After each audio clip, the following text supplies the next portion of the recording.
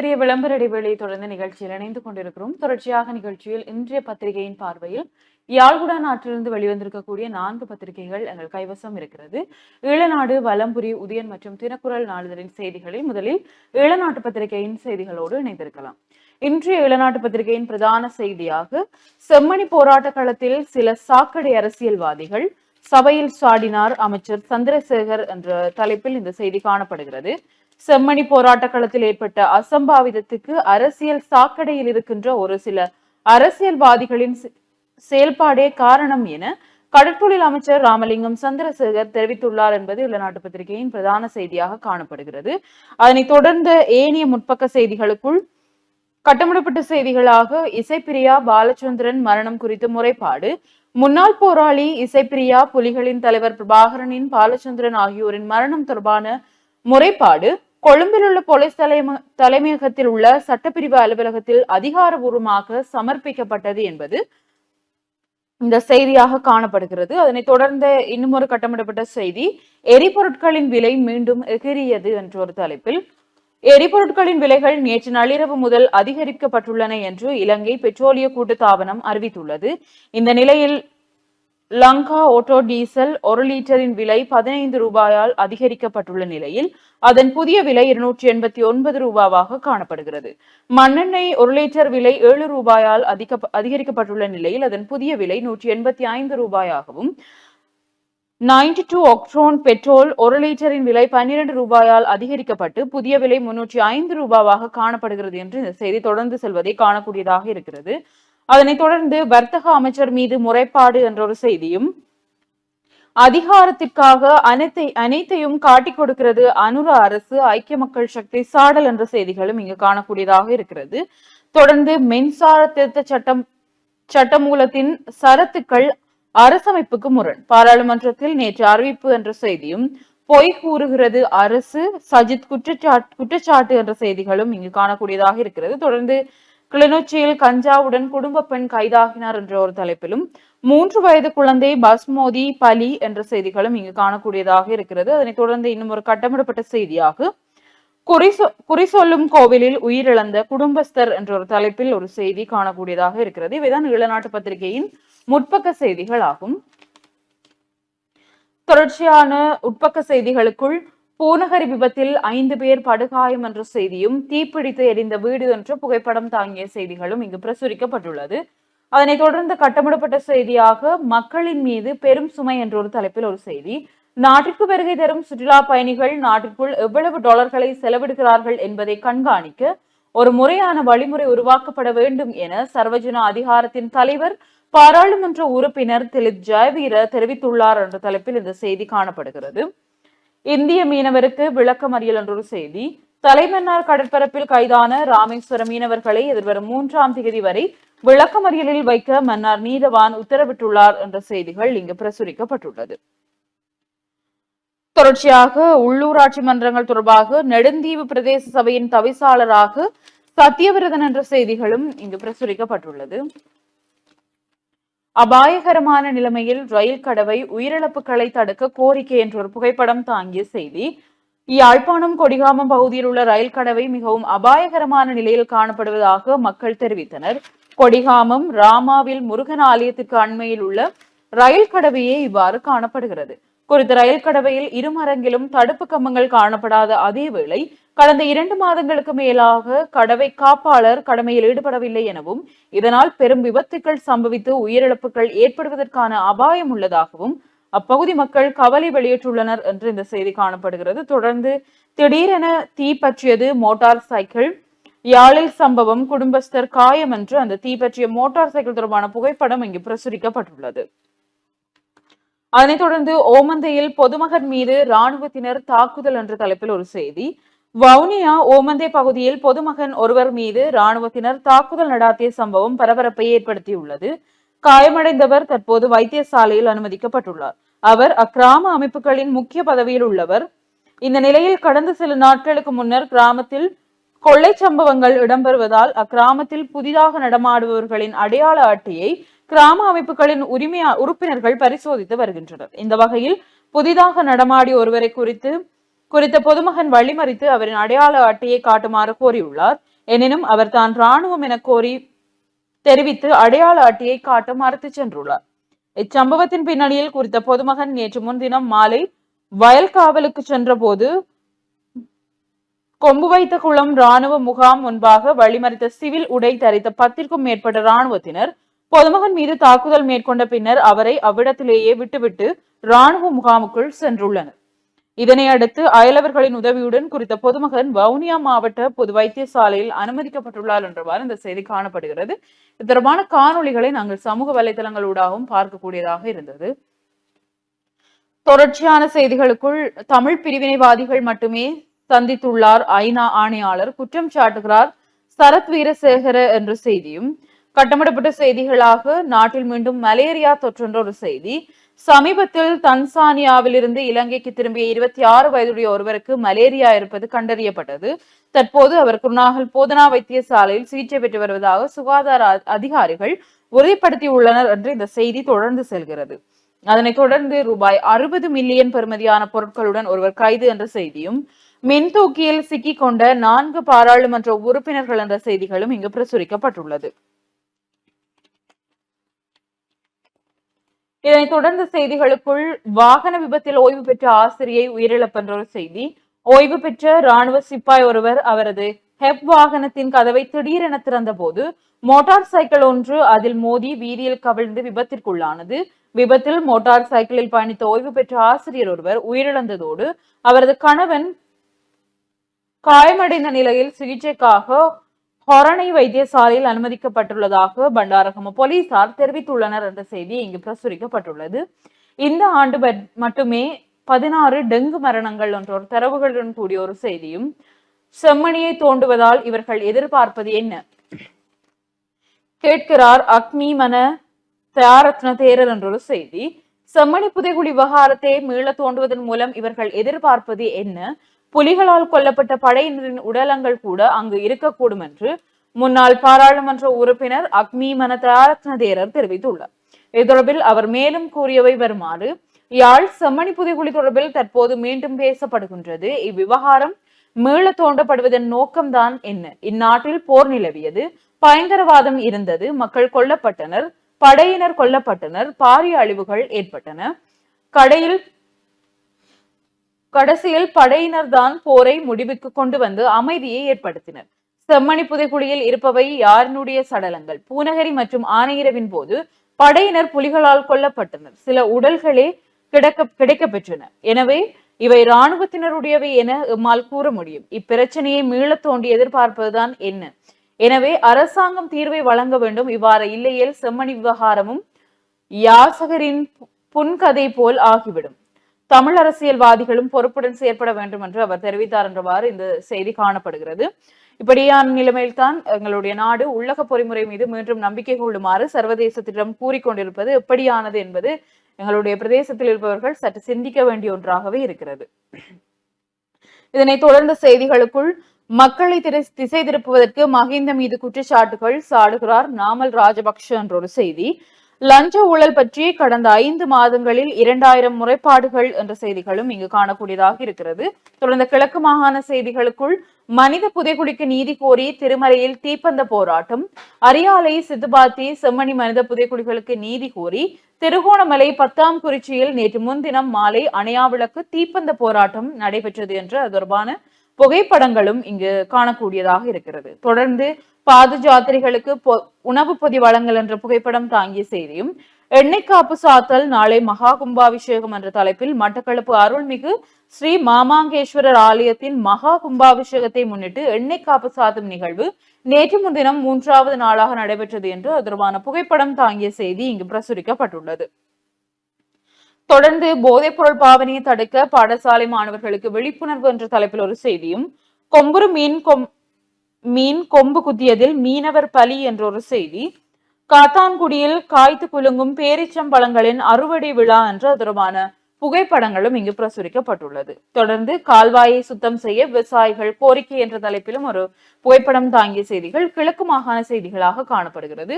இளநாட்டு பத்திரிகையின் உலக செய்திகள் பக்கத்தில் அரசிற்கு எதிராக மக்கள் போராட்டம், போலீசார் தடியடி நடாத்தியதால் செர்பியாவில் பெரும் பதற்றம் என்று தொடர்பான புகைப்படங்களும் இங்கு பிரசுரிக்கப்பட்டுள்ளது.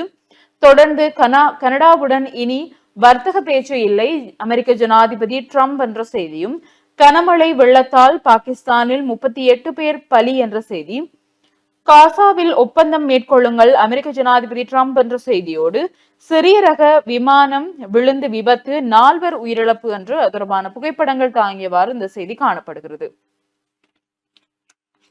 தொடர்ச்சியாக இறுதிப்பக்க செய்திகளுக்குள், மக்களின் காணிகளில் உள்ளது கீரிமலை ஜனாதிபதி மாளிகை, விரைவில் தீர்வு வழங்க நடவடிக்கை. கீரிமலையில் உள்ள ஜனாதிபதி மாளிகை பொதுமக்களின் இடங்களை கைப்பற்றி சட்டவிரோதமாக அமைக்கப்பட்டது என்று வீடமைப்பு மற்றும் நகர அபிவிருத்தி அமைச்சர் அனுர கருணாதிலக தெரிவித்துள்ளார் என்று இந்த செய்தி காணப்படுகிறது. தொடர்ந்து 2 வாரங்களில் மட்டும் 30 பேர் கைது என்ற செய்தியும், வெளிநாட்டவர் உட்பட 3 தாக்கிய இனம் தெரியாத குழு என்ற செய்திகளும் இங்கு காணக்கூடியதாக இருக்கிறது. அதனைத் தொடர்ந்து சிறுமி துஷ்பிரயோகம், 51 வயதான நபர் கைது என்ற செய்தியும், கொள்கலன்களை பற்றி கூற எனக்கு பயமாக இருக்கிறது, சபையில் அர்ச்சுனா எம்பி என்ற தலைப்பிலும் ஒரு செய்தி காணக்கூடியதாக இருக்கிறது. தொடர்ந்து மன்னார் ஹொக்கு தொடுவாய் போல் செம்மணியையும் மறைக்க முடியாது கூறுகிறார் சுமந்திரன் என்பது இன்று வெளிவந்திருக்கக்கூடிய ஈழநாட்டு பத்திரிகையின் முக்கியமான செய்திகளாக இருக்கிறது. தொடர்ச்சியாக நிகழ்ச்சியில் வலம்புரி நாளிதழின் செய்திகளோடு இணைந்திருக்கலாம். வலம்புரி நாளிதழுடைய பிரதான தலைப்பு செய்தியாக, செம்மணி மனித புதைகுழி தேவையான ஒத்துழைப்பை அரசாங்கம் வழங்கும், பாராளுமன்றத்தில் அமைச்சர் சந்திரசேகர். செம்மணி மனித புதைகுழி ஆய்வுகளை முன்னெடுக்க தேவையான அனைத்து ஒத்துழைப்பையும் வழங்குவோம் என கடத்தொழில் அமைச்சர் ராமலிங்கம் சந்திரசேகர் தெரிவித்திருக்கிறார் என்ற செய்தி தலைப்பு செய்தியாக இருக்கிறது. ஏனைய முற்பக்க செய்திகளுக்குள், செம்மணியில் ஒன்றோடு ஒன்று பிணைந்த நிலையில் எலும்பு தொகுதிகள், நீதவான் ஏ ஆனந்தராஜா கண்காணிப்பில் நேற்றும் அகழ்வு, சமூக வலைதளங்களில் செயற்கை படங்களை பரப்பினால் சட்ட நடவடிக்கை. தொடர்ச்சியாக அந்த செய்தியை பார்த்து, செம்மணி மனித புதைகுழியில் ஒன்றோடு ஒன்று பிணைந்த நிலையில் எலும்பு தொகுதிகள் நேற்று அடையாளம் காணப்பட்டன. சமூக வலைதளங்களிலும் பொது வழிகளிலும் செம்மணி மனித புதைகுழி தொடர்பான செயற்கை படங்களை பரப்புவதை தவிர்த்துக் கொள்ள வேண்டும் என சட்டத்தரணியர் அனிதா ஞானராஜா தெரிவித்திருக்கிறார். அகழ்வாராய்ச்சி பணிகள் தொடர்பாக ஊடகங்களுக்கு கருத்து தெரிவித்த போதே இதனை தெரிவித்தார். செம்மணி சித்துப்பாத்தி மனித புதைகுழி அகழ்வின் 2ஆம் கட்டத்தின் 5ஆம் நாள் நேற்று முன்தினம் முன்னெடுக்கப்பட்டது. யாழ்ப்பாணம் நீதவான் ஏ ஆனந்தராஜா கண்காணிப்பில் முன்னெடுக்கப்படும் அகழ்வில் இதுவரையான அகழ்வில் 33 மனித எலும்பு தொகுதிகள் ஏற்கனவே அடையாளம் காணப்பட்டுள்ளன. அடையாளம் காணப்பட்ட எலும்பு தொகுதிகள் தொடர்பாக நிபுணர்கள் வேலை செய்ய வேண்டிய தேவை இருப்பதால் நேற்று பகல் பொழுதில் மட்டும் 2 சிறுவர்களின் உடல்கள் அகழ்ந்து எடுக்கப்பட்டு ஆய்வுக்காக தனிமைப்படுத்தப்பட்டுள்ளன. இந்த மட்டத்தில் உள்ள எலும்பு தொகுதிகள் ஒன்றோடு ஒன்று பின்னி பிணைந்து குழப்பமான சூழலில் இருப்பதால் சரியான விதத்தில் ஆய்வொன்றை செய்து தெளிவான விதத்தில் சரியாக அகழ்ந்து எடுப்பதற்கு நேரம் எடுக்கும் என்பதால் இன்று புதிதாக எதுவுமே அடையாளப்படுத்தப்படவில்லை. சமூக வலைதளங்களிலும் பொது வழியிலும் செம்மணி மனித புதைகுழி தொடர்பான செயற்கை படங்களை பரப்புவதை தவிர்த்துக் கொள்ள வேண்டும். எதிர்வரும் காலங்களில் தொடர்ந்து இவ்வாறான படங்கள் பகிரப்படுமாக இருந்தால் குற்றவியல் விசாரணைகளை இடையூறு செய்தார் என்ற அடிப்படையில் நிலுவையில் உள்ள வழக்கில் நீதிமன்றை அவமதித்தார் என்ற அடிப்படையிலும் சட்ட ரீதியான நடவடிக்கை எடுக்கப்படும் என்று அவர்கள் தெரிவித்திருக்கிறார்கள். அதே போல நெடுந்தீவு பிரதேச சபை இலங்கை தமிழரசு கட்சி வசம், தவிசாளராக சங்கரப்பிள்ளை சத்தியவரதன் தெரிவு என்ற ஒரு செய்தி. செம்மணி புதைகுழிக்கு நீதியை வலியுறுத்தி திருவோணமலையில் தீப்பந்த போராட்டம். எரிபொருட்களின் விலைகள் அதிகரிப்பு, மாதாந்திர எரிபொருள் விலை திருத்தத்திற்கு ஏற்ப நள்ளிரவு முதல் அமலுக்கு வரும் வகையில் எரிபொருட்களின் விலை அதிகரித்துள்ளதாக இலங்கை பெட்ரோலிய கூட்டுத்தாபனம் தீர்மானித்துள்ளது. அதன்படி லங்கா ஆட்டோ டீசல் 1 லிட்டரின் விலை 15 ரூபாவால் அதிகரிக்கப்பட்டுள்ள நிலையில் அதன் புதிய விலை 289 ரூபாவாகும். இதே போல மண்ணெண்ணெயின் 1 லிட்டரின் விலை 7 ரூபாவால் அதிகரிக்கப்பட்டிருக்கிற நிலையில் அதன் புதிய விலை 185 ரூபாவாகும். மேலும் 92 ஒக்டோன் பெட்ரோல் 1 லிட்டரின் விலை 12 ரூபாவால் அதிகரிக்கப்பட்டுள்ள நிலையில் அதன் புதிய விலை 305 ரூபாவாகும் என்று அறிவிக்கப்பட்டிருக்கிறது. பாலஸ்தீன கொலையை நிறுத்து, கொழும்பில் ஆர்ப்பாட்டம் என்ற புகைப்படம் தாங்கிய செய்தி. செம்மணி புதைகுழி நீதியான விசாரணை உறுதி, அமைச்சர் பிமல் ரத்நாயக்க தெரிவிப்பு. அராலியில் மயங்கி விழுந்த இளம் குடும்பஸ்தர் மரணம், உடற்கூற்று மாதிரிகள் கொழும்புக்கு அனுப்பி வைப்பு என்ற செய்திகளும் காணப்படுகிறது. தொடர்ச்சியாக வலம்புரியினுடைய உட்பக்க செய்திகளுக்குள், இலங்கையின் வடக்கு கிழக்கு ஆசியாவின் இஸ்ரேலாக மாறும், அபேதிச தேரர் ஆவேசம். இந்தியாவின் 29வது மாநிலமாக இலங்கையை மாற்றியமைக்கும் பல செயற்பாடுகள் ரகசியமான முறையில் முன்னெடுக்கப்படுவதை அறிய முடிகிறது. இவ்வாறு இடம்பெற்றால் ஆசியாவின் இஸ்ரேலாக இலங்கையில் வடக்கு மற்றும் கிழக்கு மாகாணம் மாற்றமடையும். அதன் பின்னர் இலங்கைக்குள் எல்லையை பாதுகாக்க வேண்டிய போராட்டம் தலை தூக்கும் என தேசிய பாரம்பரியத்தை பாதுகாப்பதற்கான அமைப்பின் தலைவர் மெதகொட அபேதிச தேரர் தெரிவித்திருக்கிறார் என்ற செய்தியும், பாடவேளைகள் போதுமானதாக இல்லை, கல்வி பிரதி அமைச்சர் சுட்டிக்காட்டுகின்ற செய்தியும் காணப்படுகிறது. விளையாட்டுச் செய்திகளுக்குள் வணங்காமன் மறுவாழ்வு கழகம் நடாத்தும் கிளித்தட்டு போட்டி இறுதிப் போட்டியில் யாழ் மாவட்ட ஏ அணி சாம்பியன். பிரதேச செயல்களுக்கு இடையிலான மெய்வல்லுநர் போட்டியில் தளிப்பள்ளி பிரதேச சபைக்கு தங்கம் என்ற செய்திகளும் காணப்படுகிறது. தொடர்ச்சியாக உள்நாட்டு செய்திகளுக்குள் கடவுச்சீட்டு பெறுவதற்கு மீண்டும் டோக்கன் முறை குடிவரவு மற்றும் குடியகல்வு திணைக்களம் அறிவிப்பு. கடவுச்சீட்டுகளை பெற்றுக்கொள்வதற்கு இனிமேல் டோக்கன் வழங்கப்படும் என குடிவரவு மற்றும் குடியகல்வு திணைக்களம் அறிவித்துள்ளது. ஜூலை 2ஆம் தேதி முதல் இத்திட்டம் நடைமுறைக்கு வரவுள்ளது. திணைக்களம் விடுத்துள்ள விசேட அறிவித்தலில் இது பற்றி தெரிவிக்கப்பட்டுள்ளது. அதில் குறிப்பிடப்பட்டுள்ளதாவது, பத்திரமுலையில் அமைந்துள்ள குடிவரவு மற்றும் குடியகல்வு திணைக்களத்தின் பிரதான அலுவலகத்தில் ஒருநாள் மற்றும் சாதாரண சேவையின் கீழ் கடவுச்சீட்டுகளை பெற்றுக்கொள்வதற்கான டோக்கன் விநியோகம் இடம்பெறும். இந்த டோக்கன் வழங்கும் நடைமுறையானது முற்பகல் 6:30 மணி முதல் பிற்பகல் 2 மணி வரை மேற்கொள்ளப்படும் என்று அந்த செய்தியும் காணப்படுகிறது. தொடர்ச்சியாக மாவட்டபுரம் கந்தசுவாமி கோயில் மகோற்சவம் நேற்றைய தினம் கொடியேற்றத்துடன் ஆரம்பமாகியதும் யுத்தம் காரணமாக ஏற்பட்ட இடப்பெயர்வினால் கடந்த 35 ஆண்டுகளாக கொடியேற்ற நிகழ்வு இடம்பெறாத நிலையில் கடந்த ஏப்ரல் மாதம் ஆலய மகா கும்பாபிஷேகம் நடைபெற்று நேற்றைய தினம் மகோற்சவம் கொடியேற்றத்துடன் ஆரம்பமாகியது என்று புகைப்படங்கள் பிரசுரிக்கப்பட்டிருக்கிறது. யாழ் கொடிகாமம் பகுதியில் அபாய நிலையில் புகையிரத கடவை பொதுமக்கள் அச்சம். யாழ் கொடிகாமம் பகுதியில் உள்ள புகையிரத கடவை மிகவும் அபாயகரமான நிலையில் காணப்படுவதாக மக்கள் தெரிவித்திருக்கிறார்கள்.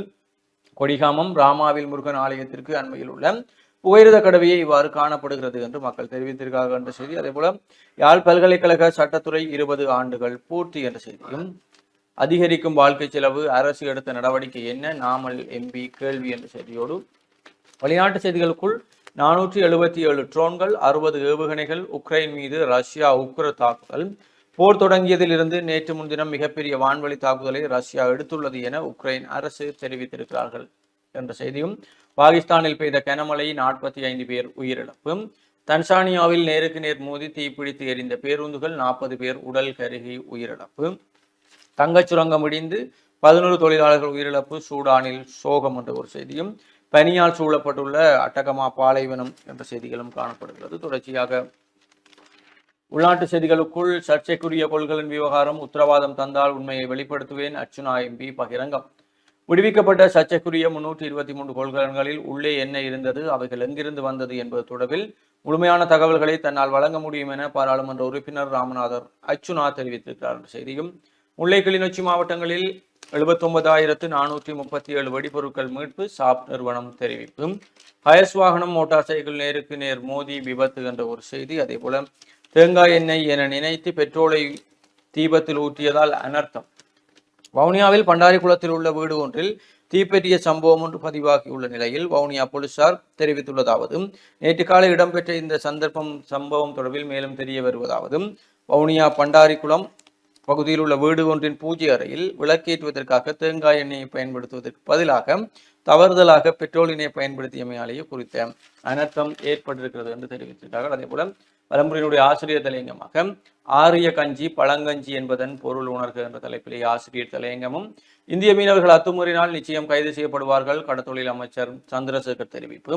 நடுத்தர தொழில் முனைவோருக்கு சாதகமான தீர்வுகளை வழங்குங்கள், அரசிடம் எதிர்க்கட்சி தலைவர் சஜித் கோரிக்கை என்ற செய்தியும் காணப்படுகிறது. இதுதான் வலம்புரியினுடைய இன்றைய முக்கிய செய்திகளாக இருக்கிறது. தொடர்ச்சியாக உதய நாளிதழின் செய்திகளோடு இணைந்திருக்கலாம். உதயன் பத்திரிகையின் இன்றைய பிரதான செய்தியாக செம்மணி புதைகுழிக்கு நீதி கிடைத்தே ஆக வேண்டும், அமைச்சர் சந்திரசேகர் வலியுறுத்து. செம்மணி புதைகுழிக்கு நீதி கிடைத்தாக வேண்டும், இதில் மாற்று கருத்துக்கு இடம் இல்லை, இவ்வாறு அமைச்சர் ராமலிங்கம் சந்திரசேகர் தெரிவித்துள்ளார் என்பது உதயன் பத்திரிகையின் பிரதான செய்தியாகும். அது தொடர்பாக ஏனைய செம்மணி தொடர்பான செய்திகளுக்குள், செம்மணி புதைகுழி அவதானிக்கப்பட்ட சிதிலங்களை மீட்கும் பணிகள் துரித கதியில் நேற்று பாதணி ஒன்று அடையாளம் என்ற ஒரு செய்தி கட்டமிடப்பட்ட செய்தியாக காணப்படுகிறது. அதனைத் தொடர்ந்து செம்மணி புதைகுழி விவகாரம் செயற்கை நுண்ணறிவால் விசாரணைகள் சீர்குலைவு, கடும் நடவடிக்கை எடுக்க முடிவு. செம்மணி மனித புதைகுழியில் அடையாளம் காணப்படும் எண்பு சிதிலங்கள் மற்றும் சான்று பொருட்களை அடிப்படையாக வைத்து உருவாக்கப்படும் செயற்கை நுண்ணறிவு படங்கள் குற்றவியல் விசாரணைகளை சீர்குலைக்கின்றன என எச்சரிக்கப்பட்டுள்ளது என்று இந்த செய்தி காணப்படுகிறது. அதனைத் தொடர்ந்து பூநகரியில் கோர விபத்து, 5 பேருக்கு காயம், ஹயஸ் மோட்டார் சைக்கிள் எரிந்தழிந்தன என்று அது தொடர்பான புகைப்படங்களும் இங்கு காணப்படுகிறது. உள்ளூராட்சி மன்றம் தொடர்பான செய்தியில் நெடுந்தீவு பிரதேச சபை தமிழரசு கட்சி ஆட்சி என்ற செய்தி.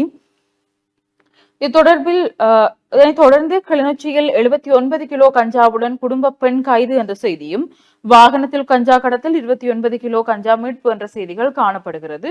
முச்சந்தி முரளி அவர்களுடைய கருத்தாக, ஒரு பக்கம் புதைகுழி, இன்னொரு பக்கம் போதைக்குழி என்று எல்லா பக்கமும் அழிவுதான் கண்டியலோ என்றவாறு உதயன் பத்திரிகையின் முற்பக்க செய்திகள் காணப்படுகிறது. தொடர்ந்து உட்பக்க செய்திகளுக்குள் நீதி அமைச்சின் மேலதிக செயலாளராக மதுமதி நியமனம் என்று அவருடைய புகைப்படம் தாங்கிய செய்தி ஒன்று காணப்படுகிறது. தொடர்ந்து ஜனாதிபதி ஆகும் எண்ணம் எனக்கில்லை, பிரதமர் ஹரணி தெரிவிப்பென்ற செய்தியும் இங்கு காணப்படுகிறது. மத தலைவர்களை இழுத்து அரசு மோசமான பரப்புரை, நாமல் ராஜபக்ஷ தெரிவிப்பு என்ற செய்தியும் கட்டமிடப்பட்ட செய்தியாக ஊழல்வாதிகள் கைதிற்கு வழி ஏற்படுத்தியது நாமே, விஜயதாச ராஜபக்ஷ பெருமிதம் என்ற செய்திகளும் இங்கு காணக்கூடியதாக இருக்கிறது. தொடர்ந்து வரியால் அதிகரித்துள்ள புத்தகங்களின் விலை என்ற ஒரு செய்தி, அச்சிடப்பட்ட புத்தகங்களுக்கு பெறுமதி சேர் வரி மற்றும் தேசத்தை கட்டியெழுப்பும் வரி விதிக்கப்பட்டதால் புத்தகங்களின் விலை 20% அதிகரித்துள்ளன என்று தேசிய புத்தக வர்த்தகர்கள் சங்கம் தெரிவித்துள்ளது என்றவாறு இந்த செய்தி காணப்படுகிறது. மின்சார திருத்த சட்ட வரைவின் பிரிவுகள் அரசபைக்கு முரண், உயர் நீதிமன்றம் வியாக்கியானம் என்ற செய்திகளும் இங்கு காணப்படுகிறது. தொடர்ந்து கசூர்னா கடற்கரையில் உள்ள கடற்படை முகாமை அகற்றுக பிரதேச சபையில் தீர்மானம், காரநகர் கசூர்னா கடற்படை முகாம் அங்கிருந்து அகற்றப்பட வேண்டும் என்று காரநகர் பிரதேச சபையின் மாதாந்த அமர்வில் ஏகமனதாக தீர்மானிக்கப்பட்டுள்ளது என்ற செய்தி ஒன்று இங்கு காணப்படுகிறது. அதனைத் தொடர்ந்து கட்டமிடப்பட்ட செய்தியாக விசா காலத்தை நீடித்துள்ள இஸ்ரேல் என்ற செய்திகளும், லஞ்ச ஊழல் ஆணைக்குழுவிற்கு 5 மாதங்களில் மட்டும் 2221 முறைப்பாடுகள் என்றொரு செய்தி, கடவுச்சீட்டு அலுவலக வாயில் தரகர்களிடம் யாக்கிறதே என்றொரு செய்தி ஒன்று காணப்படுகிறது. கடவுச்சீட்டு அலுவலக வாசல்களில் தரகர்கள் செயற்படுகின்றனர் என்றும் அவர்களிடம் ஏமாற வேண்டாம் என்றும் குடிவரவு குடியகல்வு அலுவலகம் எச்சரித்துள்ளது என்ற செய்தி. இதனைத் தொடர்ந்த செய்திகளுக்குள் ஜெய்சங்கருக்கு ஸ்டாலின் கடிதம் என்றொரு கட்டமிடப்பட்ட செய்தி ஒன்று காணக்கூடியதாக இருக்கிறது.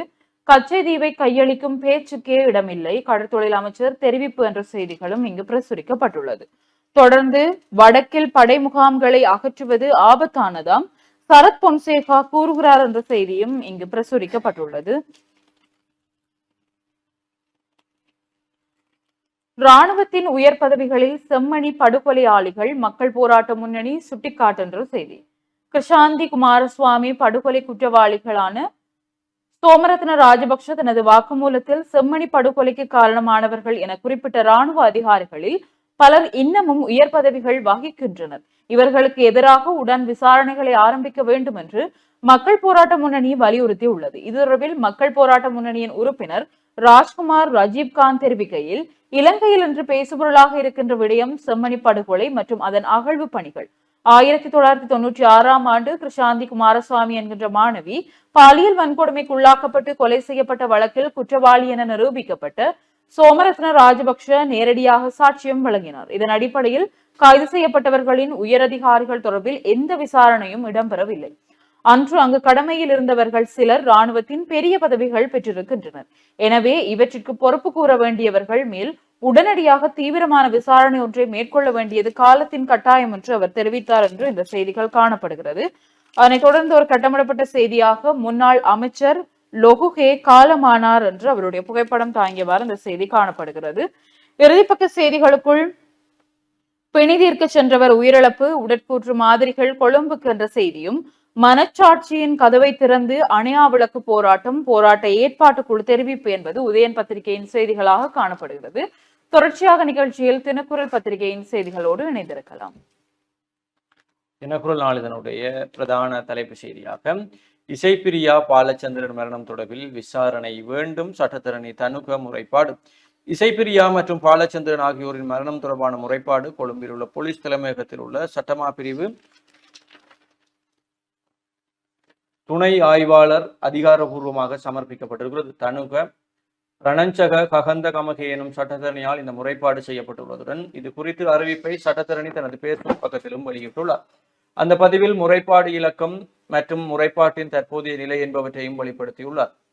இந்த விவகாரம் அதிகாரப்பூர்வ சட்ட வழிகள் மூலம் முறையாக விசாரிக்கப்படுவதையும் புறக்கணிக்கப்படாமல் இருப்பதையும் உறுதி செய்வதற்காக இந்த நடவடிக்கையை எடுத்துள்ளதாக அவர் தனது பதிவில் குறிப்பிட்டுள்ளார். மேலும் வெளிப்படைத்தன்மை, பொறுப்புக்கூறல் மற்றும் பாதிக்கப்பட்டவர்களுக்கும் நீதி வழங்குவதே எனது முன்னுரிமை என்றும் அவர் வலியுறுத்தியுள்ளார். அதிகாரிகள் உடனடியாகவும் முழுமையாகவும் தொடர வேண்டும் என்றும் கோரிக்கை விடுத்துள்ள அவர் இந்த வழக்கு முன்னேறும் போது தொடர்ச்சியான ஆதரவு வழங்க வேண்டும் என்றும் கோரிக்கையை முன்வைத்திருக்கிறார். செய்தியும் மோட்டார் சைக்கிள் ஹயஸ் நேருக்கு நேர் மோதி விபத்து, 2 வாகனமும் தீப்பற்றி எரிந்தது, 5 படுகாயம் என்ற செய்தியும் செம்மணி மனித புதைகுழியை சரியாக ஆய்வு செய்தால் பல விடயங்கள் அம்பலமாகும் என்ற ஒரு செய்தி. அதே போல செம்மணி மனித புதைகுழி தொடர்பான AI படங்களை பகிர்வோர் மீது சட்ட நடவடிக்கை என்ற செய்தியும் தாயை சீரழித்து குழந்தையை உயிரோடு புதைத்த கொடூரம், பாராளுமன்றத்தில் செம்மணி குறித்து அர்ச்சுனா கருத்து தெரிவிப்பும், வடக்கு கிழக்கில் 34 சபைகளில் தமிழரசின் ஆட்சி என்ற ஒரு செய்தி, இந்திய மீனவர்கள் இலங்கை கடலில் அத்துமீறக்கூடாது அமைச்சர் சந்திரசேகர் தெரிவிப்பும், வாகனத்தில் கஞ்சா கடத்தல், முல்லையில் 4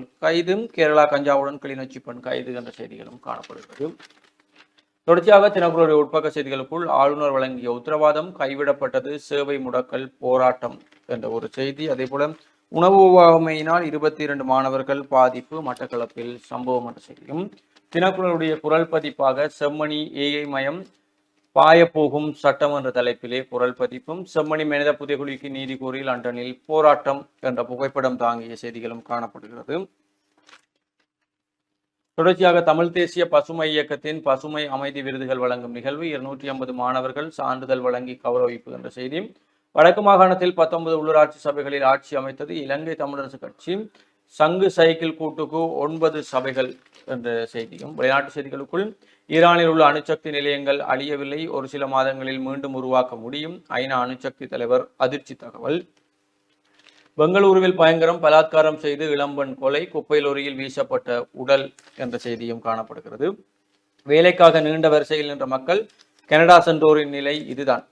கனடாவில் சாதாரண வேலைக்கு நீண்ட வரிசையில் நூற்றுக்கணக்கானோர் காத்திருக்கும் வீடியோவை அங்குள்ள இந்திய பெண் ஒருவர் தனது இன்ஸ்டாகிராமில் பகிர்ந்துள்ளார். இந்த வீடியோ கனடாவில் வேலை நெருக்கடி மற்றும் அதிகரித்து வரும் வேலையின்மையை எடுத்து காட்டுகிறது. இந்த வீடியோவில் அந்த பெண் கூறியிருப்பதாவது, வெளிநாடுகளில் வாழ்க்கை என்பது பலருக்கும் கனவாகவே இருக்கும், ஆனால் சில நேரங்களில் அது அப்படி வரும் நீண்ட வரிசையாகவே இருக்கும். இது சர்வதேச மாணவர்களிடையே வேலை வாய்ப்புக்கான கடுமையான போட்டியை எடுத்து காட்டுகிறது. வெளிநாடுகள் ஏராளமான வேலை வாய்ப்புகளையும் சிறந்த வாழ்க்கை முறையையும் உத்தரவாதம் அளிக்கின்றன என பலர் பொதுவாக நினைத்துக் கொள்கின்றனர். இங்குள்ள நிலைமையை பார்த்தால் உங்களுக்கே புரியும், வெளிநாடு சென்றுள்ளவர்களுடைய நிலைமை, வேலைக்கு எப்படி காத்திருக்கிறார்கள் என்று. இது கனடாவின் யதார்த்தம். நீங்கள் இதற்கு தயாராக இருந்தால் கனடாவுக்கு வாருங்கள் என்று அவர் தெரிவித்திருக்கிறார் என்ற செய்தியும் காணப்படுகிறது. தினக்குடைய இறுதிப்பக்க செய்திகளுக்குள் முதலாவது டெஸ்ட் போட்டி வலுவான நிலையில் தென்னாப்பிரிக்க அணி, சிம்பாப்வே மற்றும் தென்னாப்பிரிக்க அணிகளுக்கு இடையிலான முதல் டெஸ்ட் போட்டி நடந்து வருகிறது. நாணய சுழற்சியில் வென்ற தென்னாப்பிரிக்க அணி துடுப்பாட்டத்தை தேர்வு செய்கிறது என்ற செய்தியும், டெஸ்ட் கிரிக்கெட்டில் 200 விக்கெட் வீழ்த்தி கேசவ் மகாராஜ் சாதனை என்ற செய்தியும், நடுவரை விமர்சித்த பயிற்சியாளருக்கு அபராதம் விதிப்பு, T20யில் அதிக வெற்றி இந்திய மகளிர் சாதனை, சிக்ஸர் அடித்ததும் மாரடிப்பால் சரிந்து விழுந்து பலியான வீரர் என்ற செய்திகளும் காணப்படுகிறது. இதுதான் இன்றைய நாளிதழுடைய முக்கிய செய்திகளாக இருக்கிறது. தொடர்ந்து முனைந்திருங்கள் நேயர்களே. சிறிய ஒரு விளம்பர இடைவேளை மீண்டும் சந்திப்போம்.